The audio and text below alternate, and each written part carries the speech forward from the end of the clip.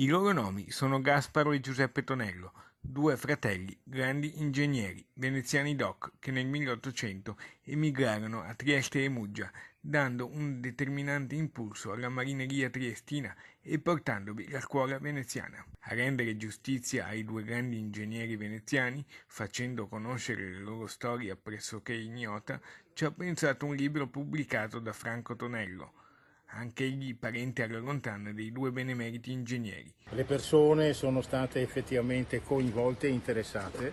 L'idea di fare questo libro è stato dopo un mio piccolo viaggio a Muggia e a Trieste. Il libro è stato presentato nella sede della Società dei Carpentieri e Calafati, cui Giuseppe era molto legato tanto da lasciare la sua eredità, con sede a Castello.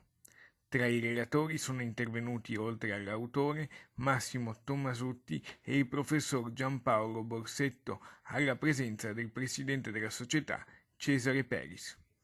La pubblicazione del libro è stata anche l'occasione per ricordare la storia di questa benemerita società, ancora oggi viva e attiva, ricordando come il cantiere di San Giuseppe avrebbe bisogno di un importante rilancio e restauro con importanti investimenti economici.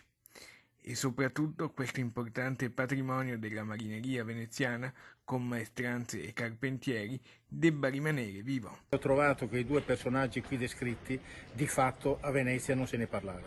Ho fatto una ricerca annosa per mettere insieme dati e personalità di costoro, spero che questo libro possa rispondere.